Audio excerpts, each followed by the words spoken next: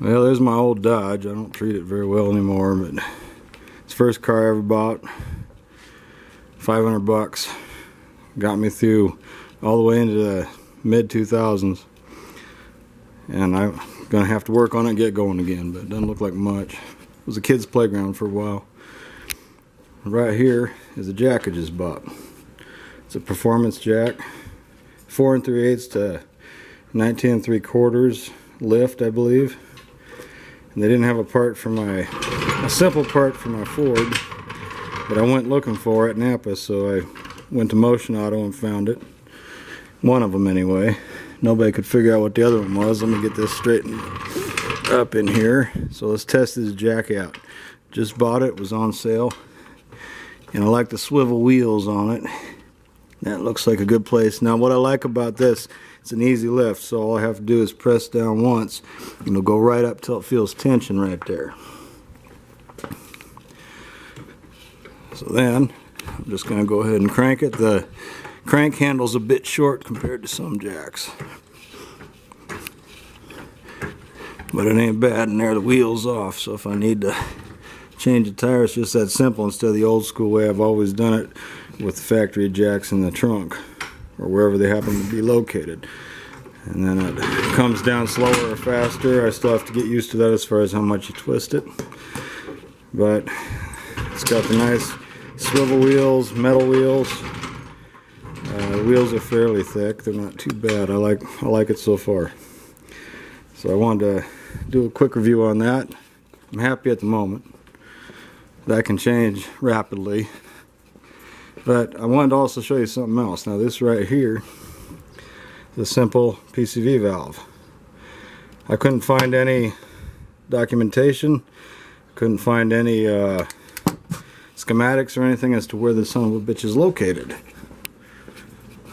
So what Ford has done on this 87 F-150 inline 6 EFI is, instead of putting it up somewhere where you're used to seeing it, it's way back here. So if any of you have one of these trucks, have recently purchased one, wonder where it is. Now this is pretty slick. Let's see if I can get up here without killing myself. And you shouldn't have to do all this shit just to get the PCV valve, for God's sakes, but it's down here. Now it's gonna be dark, I bet, but it's right back underneath. There's a line that my finger's touching. It's right under that freaking line right down in there, just on the other side of this, down below. So I was looking everywhere, going back and forth the internet. I couldn't find a damn thing, and finally there it was. So then I go to Napa and they didn't have it. So let's see if I can find my step. Again, it's slick when you're trying to get off of the, stepping on this slick bumper down here. I don't like to step on it, but anyway, I finally got this thing in here and I got the PVC. Also, I have a question in case anybody has an answer to it. Now right here we've got the air filter, okay? And underneath the air filter inside this box, there's that other filter, crankcase filter, or whatever the hell they call it.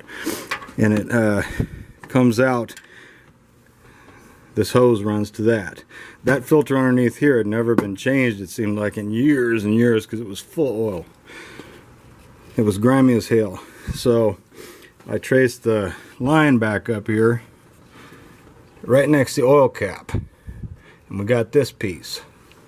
So that's the piece I took in that I wanted to change too, because it sounded like there was something floating around in there. Might be another extra filter filtering the line, not only the filter that's down here, but something in here, and nobody knew what the hell that was. I don't know what it's called. They didn't know at Napa, they didn't know at Motion. There's a Ford part number on it, and nothing was coming up on any of their computers.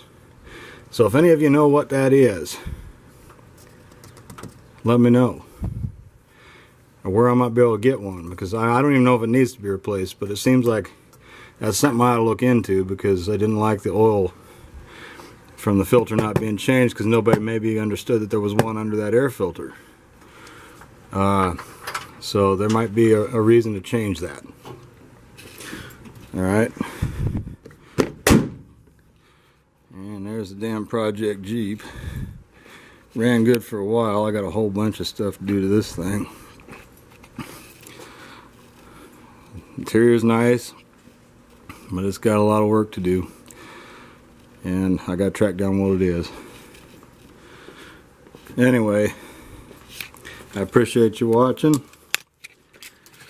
I'm not as savvy as some, or maybe I just don't have the time to point down here and say click on this to like or subscribe. So you're gonna have to figure that out old school style. Okay, thanks for watching. Take care.